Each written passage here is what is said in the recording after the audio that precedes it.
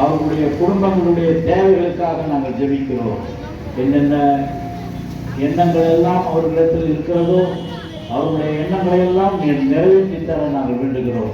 குடும்பத்திலே கஷ்டங்கள், சமாதானம் இல்லாத தன்மை, ஆண்டவரே புரிந்து கொள்ளும் தன்மை இல்லாத குடும்பங்களிலே ஆண்டவரே நீ புரிதலால் புதிய விடுதலையால் ஆண்டவரே அவர்களுக்கு தந்து சந்தோஷத்தையும் சமாதானத்தையும் இந்த நாள் முதற்கொண்டு அவர்களுக்கு கொடுக்க நாங்கள் வேண்டுகிறோம். சுவாமி, வந்திருக்கும் அத்தனை தாய்மார்களுக்காக நாங்கள் நன்றி செலுத்துகிறோம். அவருடைய வாழ்க்கை சிறக்கட்டும். ஆண்டவரே, இந்த அன்பை நாங்கள் வெளிப்படுத்தும் போது அவர்கள் பெற்ற அன்பை அவர்கள் மற்றவர்களுக்கும் அதை காட்டும்படியாக இந்த பெருமுகையிலே ஒரு சாட்சியாக இந்த தாய்மார்கள் விளங்க வேண்டும் என்று நாங்கள் விரும்புகிறோம். வந்திருக்கும் சிறு குழந்தைகளுக்காக நாங்கள் ஜெபிக்கிறோம். ஆண்டவரே, தங்களுடைய தாளந்தை உமக்கென்று அவர்கள் படைக்கிறார்கள். அவர்களுடைய கலை நிகழ்ச்சியின் மூலமாக ஆண்டவரை அவர்கள் தெரிந்து கொள்ளட்டும். சுவாமி, முழுதுமாக இந்த வைபவத்தை நடத்தி தரும்படியே நமது ஆண்டவராகிய இயேசு கிறிஸ்துவின் மூலமாக கேட்கிறோம் என்ற ஜீவனுள்ள நிலப்பினார். இப்பொழுது உங்களுக்கான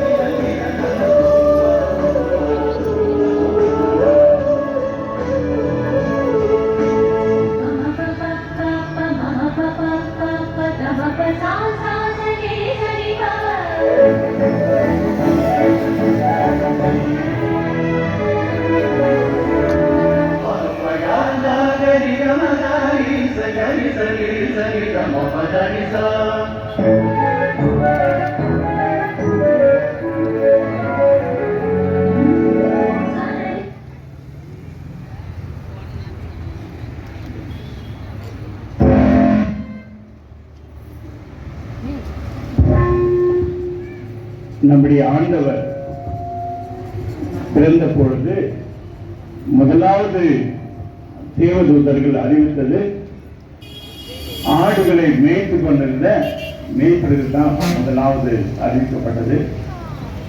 இரண்டாவது சாஸ்திரிகள் வந்து ஆண்டவரை பணிந்து கொண்டார்கள். இதுதான் என்னுடைய காட்சி. மரியா, யோசேப்பு, இயேசுவினுடைய தாயார் பெத்லகேமிலே பாலகனாக மாட்டு தொழுவத்திலே பிறந்து தந்தை துணியிலே குழந்தையை சுற்றி முன்னணியிலே கிடத்தினார்கள். அந்த தேவதூதன் இதோ எல்லா ஜனத்துக்கும் மிகுந்த சந்தோஷத்தை உண்டாக்கும் நற்செய்தி உங்களுக்கு அறிவிக்கிறேன். இந்த கர்த்தராகிய கிறிஸ்து என்ற இரட்சகர் உங்களுக்கு தாவீதின் ஊரிலே பிறந்திருக்கிறார். பிள்ளை துணிக்கு சுற்றி முன்னணியிலே கிடைத்திருக்க காண்பீர்கள். இதுவே உங்களுக்கு அடையாளம் என்றார். ஆமென்.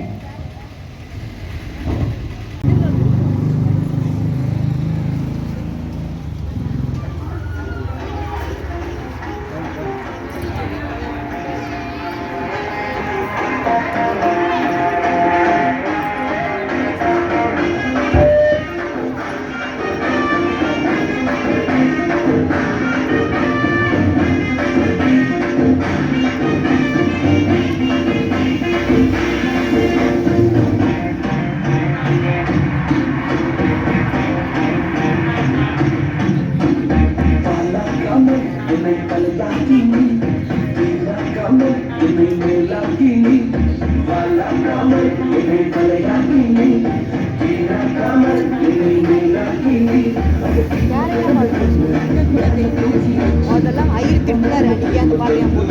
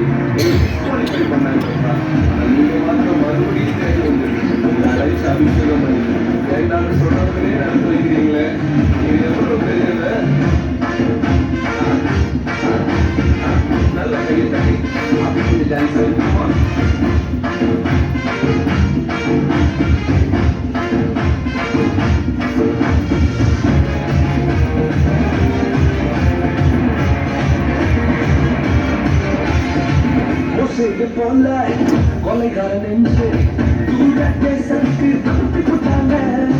மோசேக்கு போல கொலைகாரன் என்று தூர தேசத்துக்கு அனுப்பி போட்டாங்க. பன்னீர் மூச்சு ஊற்றி வலிக்கவே பன்னீர் மூச்சு ஊற்றி வலிக்கவே வேண்டாம் சொந்தவங்க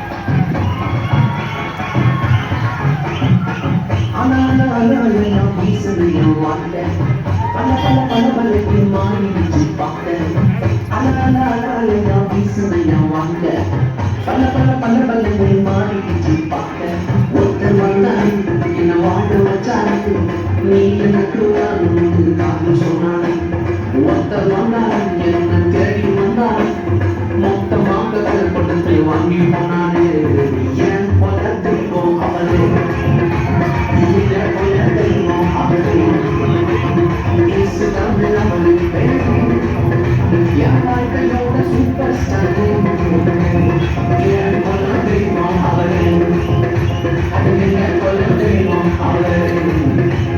இயேசுதான் அவரின் பேரு என் வாழ்க்கையோட சூப்பர் ஸ்டார்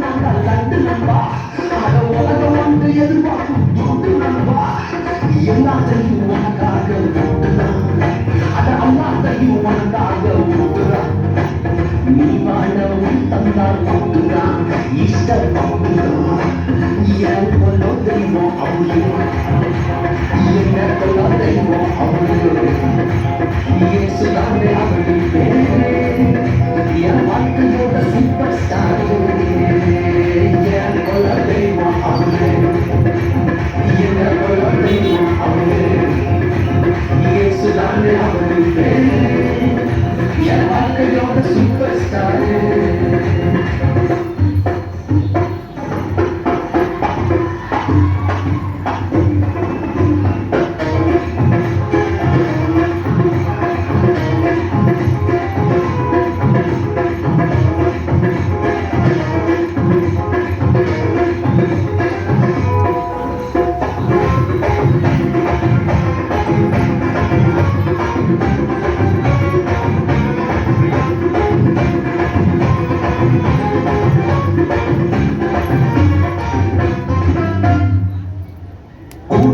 கூட்டம் காலம் வாழ்ச்சி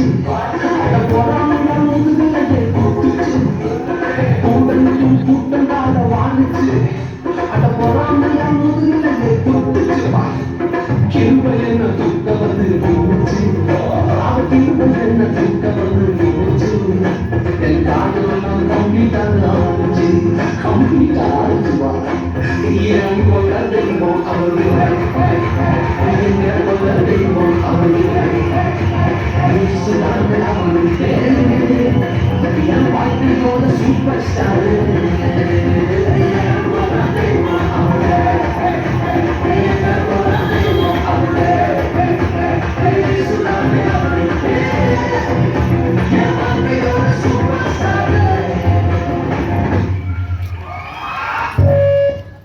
விழாவாக நாம் கொண்டாடுகிறோம் கிறிஸ்துவின் பிறப்பை அன்பை பரிமாறிக்கொள்ளுகிற நேரம் இது. அதற்காக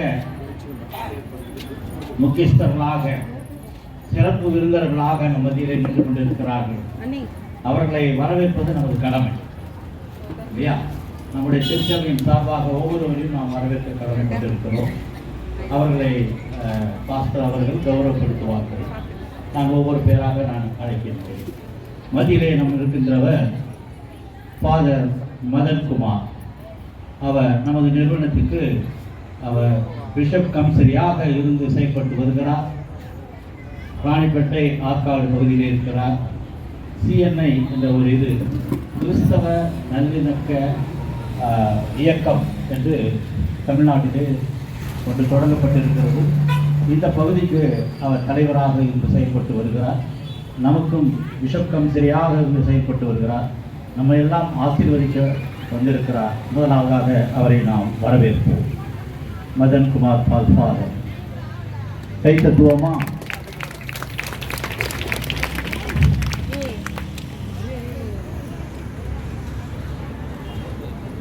இங்கிருந்து நான் வருகிறேன். பக்கத்திலே நிற்பவர் அருமை சகோதரன் சிகாமணி அவர்கள். வேறு யாரும் அவர் புதிதானவர் அல்ல. பால் பிரதருக்கு அவர் பிரதர் கோபுரர், அதாவது சித்தப்பா பிள்ளை என்று நினைக்கிறேன். அவரையும் நாங்கள் வருக வருக என்று இந்த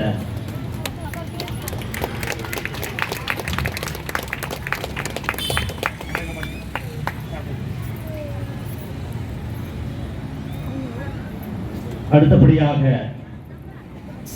ஒரு ஜெய்பாதுவாக இந்த விழாவின் கதாநாயகன் என்றே சொல்லலாம். ஏன் அப்படி சொல்கிறேன் என்று சொன்னால், இத்தனை பேர் முகத்தையும் நாளை நீங்கள் உடுத்த போகின்ற அந்த சாரியையும் கொடுத்தவர் இவர்தான். பார்த்து கொள்ளுங்கள். அவர் பெயர் மகேஷ். வேலூர் குடியாத்தம் பகுதியில் இருப்பவர். தற்போது காட்பாடி பகுதியில் வசித்து வருகிறார். அவர் கிருஷ்ணா டெக்ஸ்டைல்ஸ் என்பது நிறுவனத்தின் தலைவராக ஃபவுண்டர் செயல்பட்டு வருகிறார். சென்ற வருடம் கூட உங்களுக்கெல்லாம் புடவை வழங்கியவர் அவர்தான். நடக்கின்ற சிறப்பாக இருக்கின்ற இந்த காரியத்தை பார்த்துவிட்டு தன்னுடைய உதவியை இன்னும் அதிகரித்து கொடுத்திருக்கிறார். மிகவும் ஒரு மகிழ்ச்சிக்குரிய காரியம். உங்களுடைய எல்லா அன்புக்கும் அவர்தான் காரணகர்த்தா. எனவே மகேஷ் ஐயாவை நாம் நம்முடைய சார்பாக அவரை நாம் வரவேற்கிறோம்.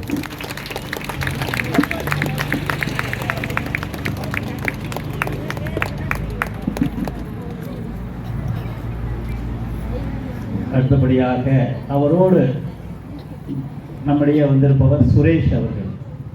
அவர் அவருடைய தோள், அவருடைய நண்பர், நமக்கும் நண்பர். எனவே அவர் இந்த வைபவத்திலே வந்து கலந்து கொள்வது நமக்கு மிகவும் மகிழ்ச்சி.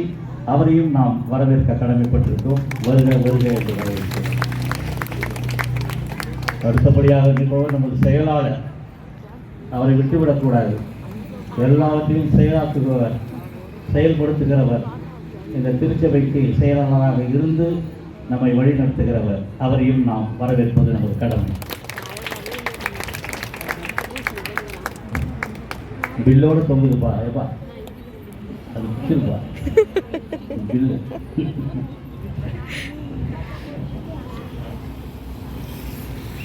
நம்முடைய திருச்சபைக்கு தலைமை போதகராக இருந்து வழிநடத்துகிற அருமையான ஆயர் reverend doctor Sunny Lionel Amos ஐயா அவர்கள் இங்கே வந்திருப்பது மிகுந்த மகிழ்ச்சி.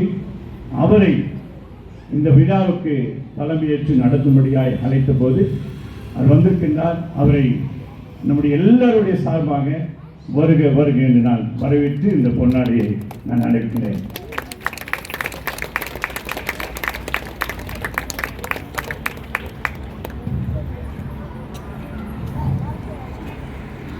அது மாத்திரமல்ல, ஐயாவுடைய மனைவி ஆண்டி அவர்கள் இங்கே வந்திருப்பது மிகுந்த எங்களுக்கெல்லாம் ஒரு மகிழ்ச்சி. எங்களுக்கெல்லாம் ஒரு திருச்சபைக்கு ஒரு தாயாராக இங்கே வந்திருப்பது மிகுந்த மகிழ்ச்சி. அவரை திருச்சபையின் சார்பிலே நான் வருக வருக என்று நான் வரவேற்கின்றேன்.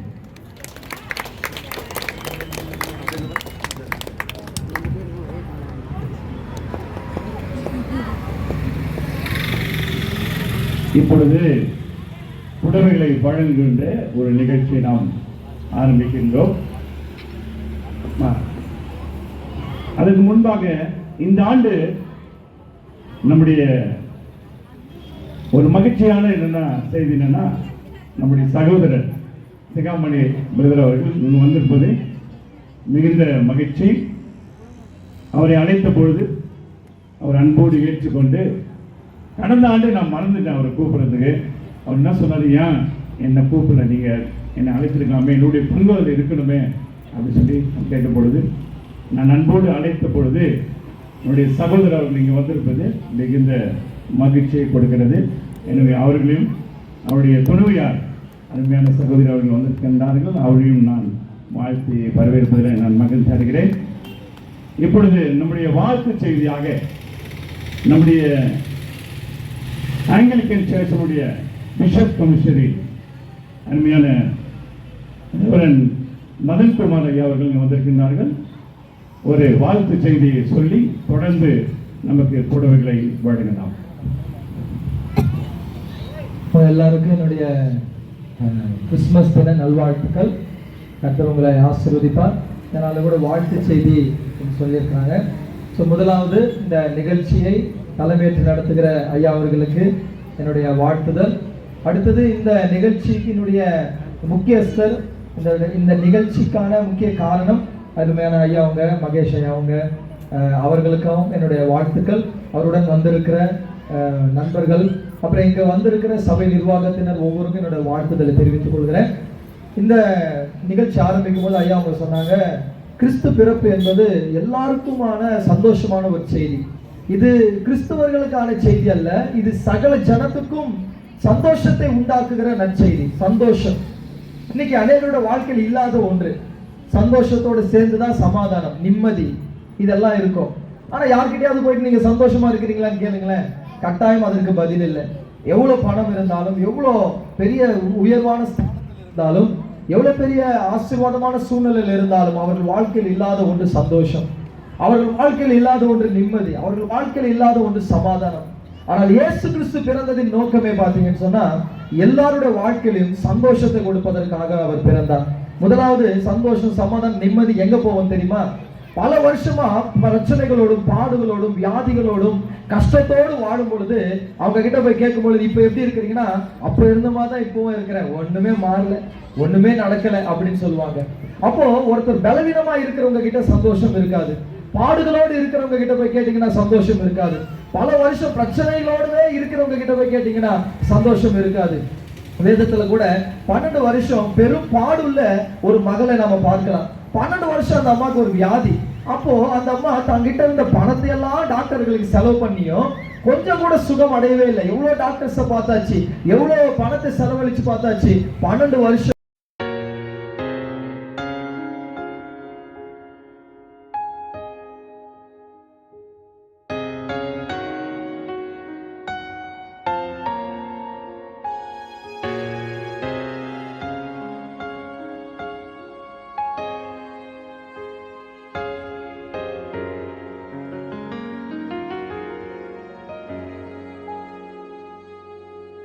நான் ஆராதிப்பேன் ஆராதிப்பேன் என்றே நீர் இல்லா உலகமே வெறுமையே தெய்வமே என்னையே நான் தருகிறேன் இன்றே.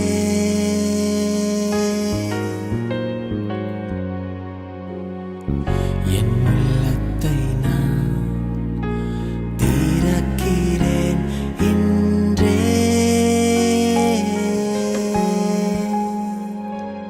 எங்கள் வாழ்க்கை எல்லாமே சுவுக்கே, எங்கள் நேரம் எல்லாமே சுவுக்கே, எங்கள் உணர்வெல்லாமே சுவுக்கே வாருமே.